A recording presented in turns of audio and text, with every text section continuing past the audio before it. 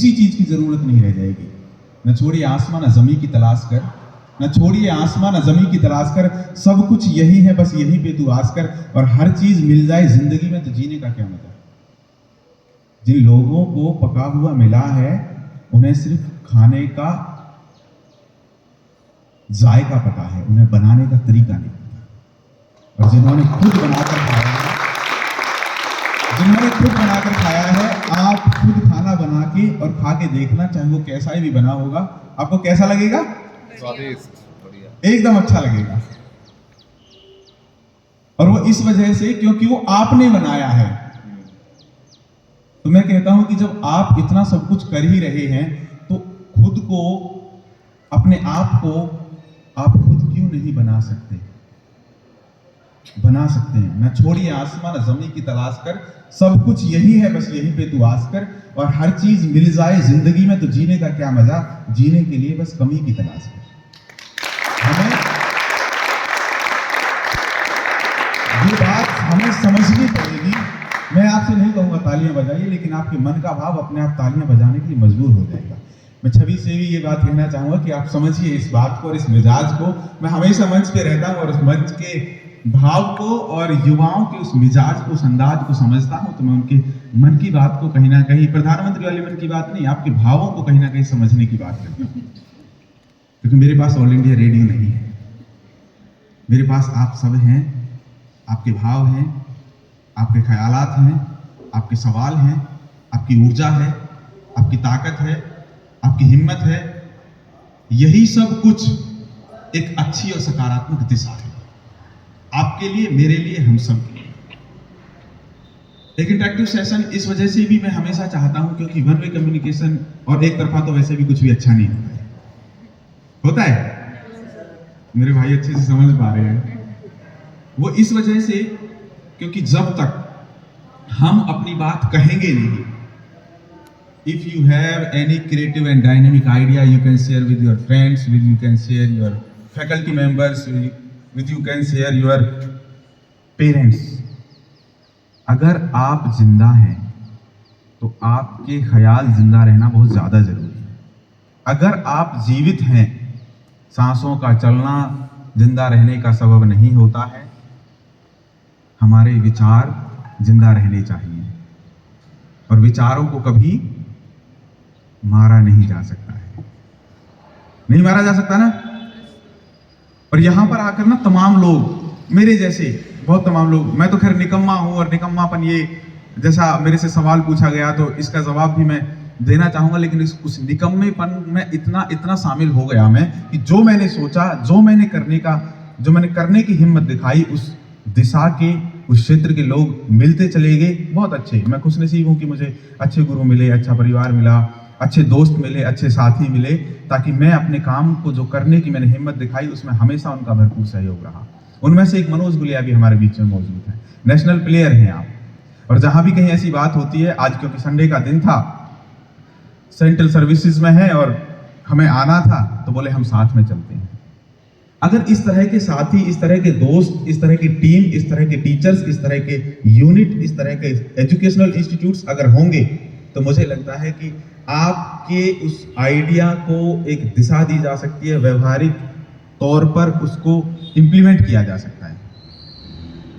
और यहाँ पर आकर ना तमाम लोग आपसे, क्योंकि मुझे पहले दिन आना था, मैं उस चीज़ के लिए भी आपसे माफ़ी चाहता हूँ क्योंकि शेड्यूल ऐसा हो गया था, बिल्कुल ही नहीं आने के लिए बन रहा था। मुझे माफ़ी के साथ मैम से बोलना पड़ा कि मैं 23 को आऊँगा, और वो इस वजह से क्योंकि यहाँ पर कोई भी व्यक्ति आता है वो कुछ भी कहकर चला जाता है, फिर कहता है आप लिखिए, फिर वो अपने एक्सपीरियंस भी शेयर करके जाता है। और मैं कहता हूँ कि क्यों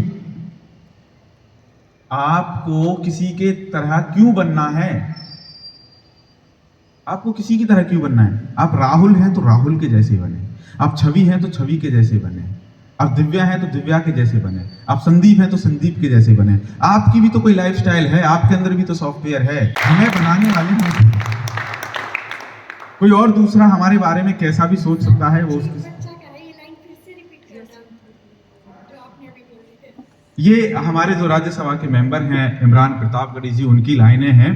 और ये बेहतरीन इस वजह से है कि कहीं ना कहीं हिम्मत और ताकत खुदा देती है कि कितने सांचों में ढल के आए हैं, कितने सांचों में ढल के आए हैं, ख्वाब की तरह पल के आए हैं, और तुम जहां पहुंचे हो सिफारिश से, हम वहां खुद ही चल के आए हैं।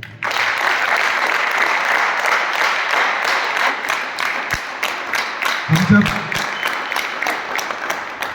मैं दोस्तों खुद को थाम कर यहाँ पर खड़ा हुआ हूँ, और ये बात सच है कि जब मैं अपने तौर तरीके से बोलने लगा तो रात भी हो सकती है, दिन भी निकल सकता है। मंचों पे रहता हूँ, उस मंच के मिजाज को समझता हूँ, युवाओं के उस अंदाज को समझता हूँ, और वो भी जानता हूँ कि आप सच में क्या सुनना चाहते हैं। लेकिन मैं पहले वो सुनाना चाहूँगा, बताना चाहूँगा जो आपके लिए ज़रूरी है, जो आपको पता होना चाहिए। और वो इस वजह से मुझे तमाम लोग मिलते हैं। एक बार ऐसा हुआ, एक हमारे वॉलेंटियर, बहुत सारे वॉलेंटियर हैं, तो वो जब कुछ क्रिएटिव करने की कोशिश करते हैं तो दिक्कत आती है, चैलेंज तो आता ही है। वो फाइनेंशियल भी हो सकता है, एडमिनिस्ट्रेटिव लेवल पर भी हो सकता है, वो वहाँ के सराउंडिंग एरिया को देखकर भी हो सकता है। मनोज गुलिया जहाँ से आते हैं वहाँ पर करीब करीब 7-8 साल पहले ईंट भट्टों पे बच्चों को पढ़ाना शुरू किया। वहाँ भट्टे हैं झज्जर में, और वहाँ पर जो बच्चे, वो कोई बिहार से है, कोई झारखंड से है, कोई उड़ीसा से, कोई वेस्ट बंगाल से है, वो छोटे छोटे बच्चे, उनको पढ़ाना शुरू किया। फिर उसके बाद हमने देखा कि इन्हें, क्योंकि पूरी टीम है, एक व्यक्ति तो कुछ नहीं कर सकता, वो लीडरशिप क्वालिटी, वो डिसीजन मेकिंग पावर, वो टीम से ही आती है।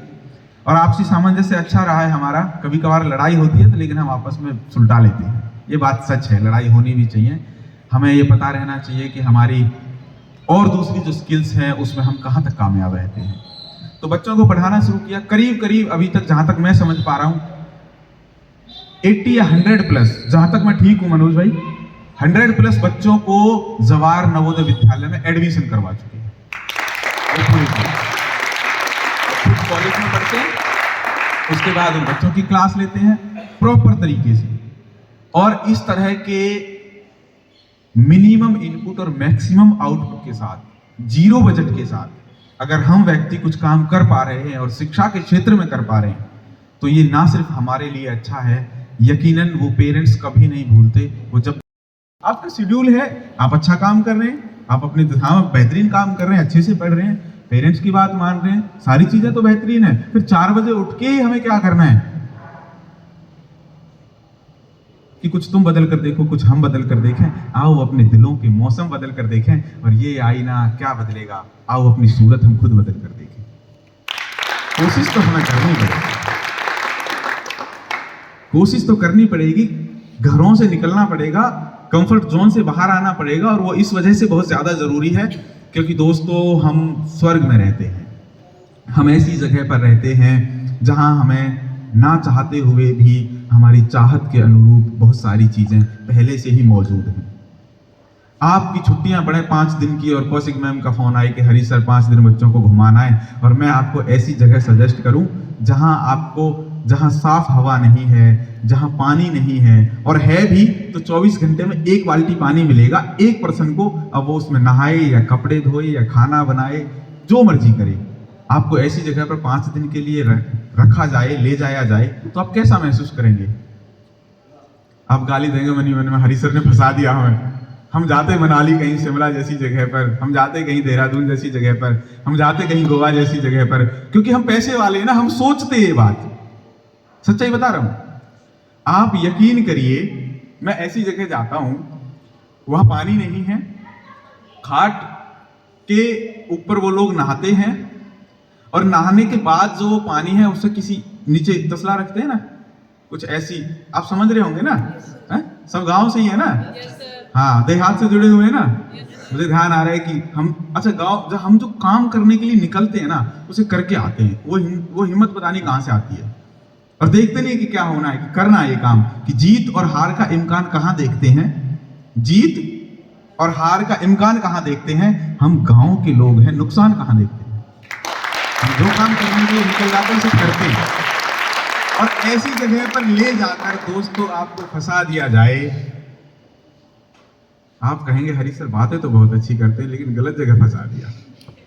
आप कल्पना करना, ऐसी जगह जाना पसंद करोगे? लेकिन हम ऐसे माहौल में रहकर वो हालात यहां पैदा करने लग रहे हैं। हम नफरतों के उस दायरे में, उस समंदर में, उस घाटी में इतना अंदर तक जा चुके हैं। और मैं कहता हूं कि आप प्यार करिए, आप मोहब्बत करिए, आप मोहब्बत करिए अपने सपनों से, आप मोहब्बत करिए अपने मुकाम से, आप मोहब्बत करिए अपने परिवार से, आप मोहब्बत करिए उन लोगों से जिन्होंने आपको यहाँ तक पहुँचाया है और तैयार है वो आगे तक भी आपको पहुँचाने के लिए। उस लूप में कोई भी हो सकता है, आपका परिवार का सदस्य हो सकता है, आपके गुरुजन हो सकते हैं, आपका बॉयफ्रेंड गर्लफ्रेंड भी हो सकता है, आपका दोस्त भी हो सकता है, आपका कोई अनजान भी हो सकता है, आपके टीचर्स हो सकते हैं। और सबसे बड़ी बात, अगर आपने इस पूरे सर्कल को समझ लिया और सही दिशा में काम करने के लिए खुद को तैयार कर लिया, तो मैं मानता हूं कि हमें यहाँ आकर कुछ कहने की जरूरत नहीं है और ना आपको कुछ सुनने की जरूरत है, ना कुछ लिखने की जरूरत है। क्यों? क्योंकि हमने हर चीज को लिमिटेड कर दिया। मैं जब सेकंड मास्टर्स के लिए गया, और क्योंकि एक ये था जहन में कि मेरे पेरेंट्स मुझे, और ये तय है, व्यक्ति जो खुद की दिलचस्पी रखता है वो उसी दिशा में काम करता है। मेरे पेरेंट्स चाहते थे कि मैं सॉफ्टवेयर इंजीनियर बनूं।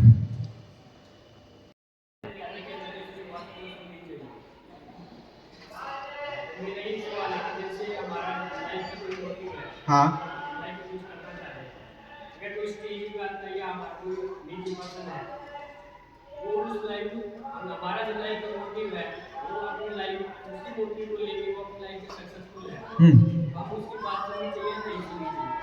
ये आपका सवाल अच्छा है। मुझे लगता है कि आपने इस दिशा में काम किया तब ये सवाल निकल कर आया, वरना सवाल बनेगा ही नहीं।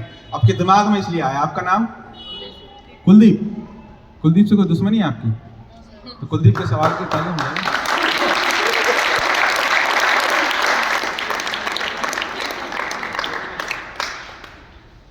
मैं जिस भाव से यहाँ ये कह रहा हूं कि आप किसी की बात क्यों माने, आप किसी की बात क्यों सुने, वो बात एक सकारात्मक दिशा के बदलाव के परिप्रेक्ष्य में है। अब वो बदलाव अगर आप चाहते हैं और उस बदलाव में बदला हुआ कोई व्यक्ति आपके सामने है, तो उस फील्ड का विशेष व्यक्ति है, तो आपको बात सुननी पड़ेगी, समझनी पड़ेगी, महसूस करनी पड़ेगी, इंप्लीमेंट करनी पड़ेगी, आत्मसात करनी पड़ेगी, उस पर काम करना पड़ेगा। लेकिन आप सिर्फ सुन रहे हैं या सुने ही ना, मेरा यहां अमन बोला, बाकी सब बाद में, पहले अपने फायदे की बात पूछते हैं। तालियां एक बार अमन के लिए।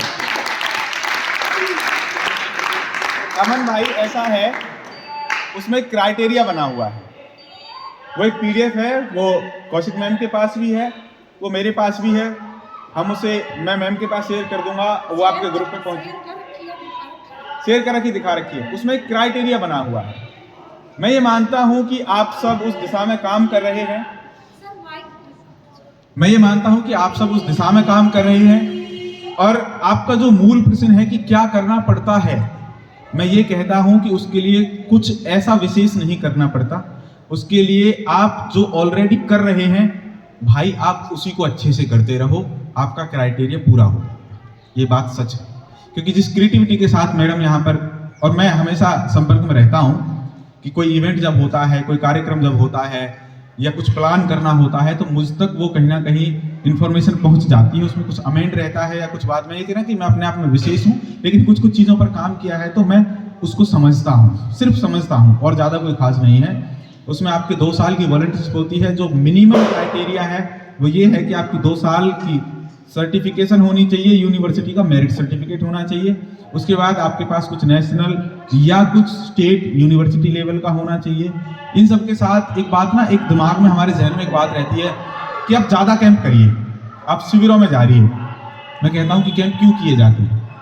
एक व्यक्ति एक एनआईसी में चला गया, अब उसको जाने की जरूरत नहीं है, अब उसको जाने की जरूरत नहीं है, क्योंकि आप 10वीं कितनी बार कर लो, वो रहेगी तो 10वीं। अब आप कहोगे सर आपने तो एमए कर रखी है, कहीं वो अलग अलग सब्जेक्ट से कर रखी है भाई, मैं आपको बता दूं। लेकिन 10th आप कितनी बार कर लो वो 10th ही रहेगी। आपने एनआईसी कर लिया, किसी दूसरे साथी को मौका दो। आपकी टीम के अंदर वो कोऑर्डिनेशन होना चाहिए, अब की बार ये, फिर ये, फिर ये, फिर ये, और एक दूसरे के सपोर्ट से आप उस क्राइटेरिया को पूरा करिए। नेशनल जाइए, यूनिवर्सिटी लेवल पर जाइए। सिर्फ कैंप आपने कर लिया, ठीक है, कैंप क्यों किए जाते हैं? ताकि आप उस क्रिएटिव काम को समझ सकें, उन साधन और संसाधनों को जुटा सकें, आप उस दिशा में काम कर सकें। अगर कैंप करने के बाद से आप एकदम सुन्न हैं, आप अपने आप में बहुत विशेष खुद को समझ रहे हैं, 30 मार्क की मैंने तो एनआईसी कर लिया। मैं बहुत बच्चों को देखता हूँ, मैं लखनऊ एक कार्यक्रम में गया हुआ था, तो वहाँ कहने लगे, वहाँ सीनियर जूनियर का बड़ा मैंने फर्क देखा। मतलब सीनियर इट मीन्स सब कुछ, और हम एक दोस्ताना माहौल, वो मित्रता वाला माहौल घरों में भी होना चाहिए, यूनिट में भी होना चाहिए, टीम में भी होना चाहिए, और इतनी फ्लेक्सिबिलिटी होनी चाहिए, ऐसा मिजाज होना चाहिए कि कोई भी व्यक्ति अपनी बात कह सके।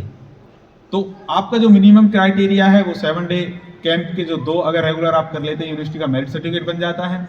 240 ओवर आपके जो उसमें क्राइटेरिया में लिखे हुए हैं। उसके बाद नेशनल और कुछ हमारे फ्लैगशिप इवेंट है, प्रधानमंत्री जनधन है, उज्ज्वला योजना है, और भी इस तरह की स्कीम्स हैं, उसमें काम करना पड़ता है। आप सब सोशल कॉज में काम कर रहे हैं, सभी सामाजिक कार्यकर्ता हैं, लेकिन आपने एक स्पेसिफिक फील्ड जरूर देखना पड़ेगा, आपने एक पर्टिकुलर विषय जरूर देखना पड़ेगा। मुझे बच्चों पे काम करना है कि महिला सशक्तिकरण पे काम करना है, स्वच्छता पे काम करना है, पर्यावरण पे काम करना है, रक्तदान पे काम करना है, डिजास्टर मैनेजमेंट पे काम करना है, फर्स्ट एड पे काम करना है, अंडर प्रिविलेज बच्चों पे काम करना है, प्रौढ़ शिक्षा पे काम करना है, क्रिएटिविटी और जो हमारे सॉफ्ट स्किल्स हैं उस पर काम करना है। ये तमाम ऐसे फील्ड हैं जो एक अपनी क्षमता के अनुसार, अपने साधन और संसाधनों के अनुसार, अपनी टीम के अनुसार आप सिलेक्ट करिए और उस दिशा में काम करना शुरू करिए। जब आप उस फील्ड में विशेष करना शुरू कर देते हैं, सभी में आप शामिल रहते हैं, मैं मानता हूं, लेकिन कुछ तो एक विशेष आपको करना पड़ेगा। पल्स पोलियो अभियान अब खत्म हो चुका है, पहले चलता था हमारे ज़माने में, क्योंकि भारत पोलियो फ्री हो चुका है। उस क्राइटेरिया को पूरा करिए और एक विशेष चीज़ पर काम करिए कि जब अमन का नाम अगली बार लिया जाए तो किस फील्ड में काम करने वाला व्यक्ति है, इस दिशा में लिया जाए। आप लिखिए, अगर कुछ नहीं कर सकते तो आप किताबों को पढ़ते हैं, लिखिए। जब हम बहुत सारी किताबें पढ़ लेते हैं, और ये बात सच है कि हम उस समंदर में उतर जाते हैं और हमारी जबान पर वो शब्द और शब्दों का व्यवस्थित व्याकरण आने लगता है, समंदर की लहरों की तरह वो तैरने लगता है। ये बात सच है। और जब ऐसा हो जाता है तो हमारे अंदर लिखने की क्षमता का विकास होता है, हम कुछ लिख पाते हैं। मैं एक बहुत बड़े शायर है, उन्होंने एक बात कही थी, जब हम 1000 शेर पढ़ लेते हैं तो एक शेर लिखने की कोशिश मात्र कर पाते हैं, लिखें या ना लिखें वो अलग बात है। उस पर मैंने एक पोएम है पूरी, कुछ नज्म सी है, लेकिन 4 लाइन मैं आपको सुनाऊंगा कि मैं 1000 शेर पढ़कर भी कुछ ना लिख पाया, मैं 1000 शेर पढ़कर भी कुछ ना लिख पाया, तूने चेहरा मेरा पढ़कर ये क्या लिख दिया। मैं 1000 शेर पढ़कर भी कुछ ना लिख पाया, तूने चेहरा मेरा पढ़कर ये क्या लिख दिया। और कोई अच्छे से शायर को जानता है तो मिलवाओ, मैंने उसका खत पढ़वाना है कि उसने क्या लिख दिया। ये भावना जब विकसित हो जाएगी, आप सॉफ्ट स्किल्स पर काम करिए। आप वर्चुअल वर्ल्ड में हैं, कंप्यूटर एजुकेशन पे काम कर सकते हैं, एआई पर काम कर सकते हैं, लेकिन क्रिएटिविटी के साथ आपके कार्यों में जन भागीदारी जरूरी है। वो पर्टिकुलर क्लास, वर्ग, यूथ, बच्चे, महिलाएं जरूरी है। अगर ऐसा है तो आपका वो क्राइटेरिया ऑलरेडी फुलफिल है, यही आपको करना है। हम नहीं, आप भी, not me not you but we, हम ही क्यों, आप ही आओ, शामिल हो इस प्रक्रिया में, क्योंकि हम ही करते रहेंगे तो आपके अंदर का ये भाव बना रहेगा कि 7 दिन तो एनएसएस की वॉलंटियर सफाई करके जाएंगे, बाकी का हम अपने आप देख लेंगे। लेकिन सफाई हमारा काम था ही नहीं, हमने उस हालातों से काम करना शुरू किया। आज अच्छा लगता है कि आप बच्चे वो काम नहीं कर रहे हो, सिर्फ सफाई। एनएसएस और एनसीसी में एक फर्क समझा जाता था कि एनसीसी वाले वो होते हैं जो परेड करते हैं और एनएसएस वाले वो होते हैं जो सफाई करते हैं। और हमने इस चीज़ को एक्सेप्ट किया, हमने कहा कि हाँ, हम हैं सफाई कर्मचारी, हम करते हैं सफाई, लेकिन लोगों के दिलों में और दिमाग में, समाज में जो गंदगी भरी हुई है, हम उसकी सफाई करते हैं। सर, एनएसएस में बहुत अच्छा क्या किया जाए, जैसे कि समाज के लिए शिक्षा, बच्चों के लिए उनको जो ट्यूशन वगैरह नहीं कर सकते उनको उसके बारे में बताना, एजुकेशन के बारे में मेन, या फिर उनको अभी जो क्राइम हो रहे हैं, चाहे डिजिटल हैं या फिर ये वीडियो कॉल वगैरह, उनको मतलब उस चीज़ में कैसे काम किया जाए, उनको अच्छे से समझाया जाए। सर, आपका शुभ नाम? असवानी।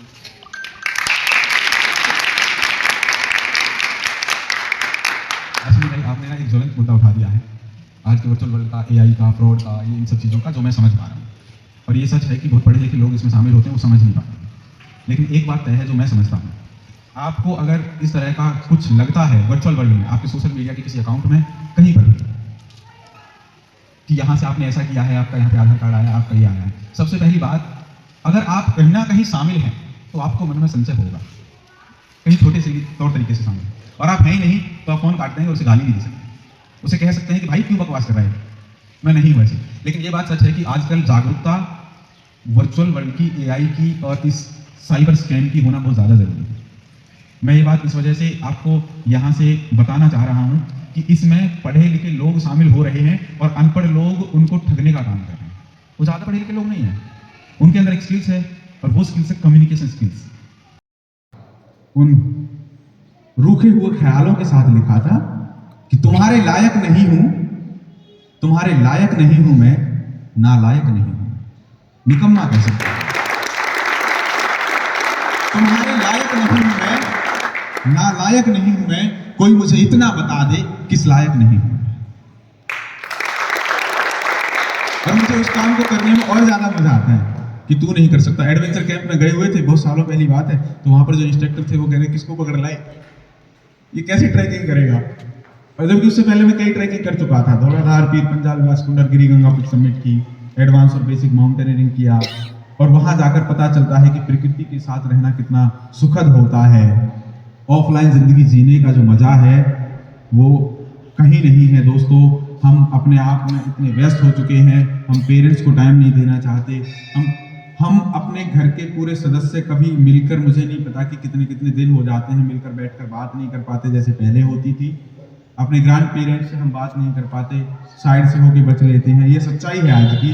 और मैं ये कहता हूँ कि उनके पास बैठिए, उन्हें सुनिए, उन्हें महसूस करिए, उनके पास जो तजुर्बा है, उनके पास जो अनुभव है, वो इस तरह की बातें आपको बताएंगे जो ना आपको किसी PDF में मिलेंगी, ना आपको किसी किताब में मिलेंगी, ना आपको किसी YouTube चैनल पर मिलेंगी, लेकिन आपको वो बहुत कुछ दे के जाएंगे।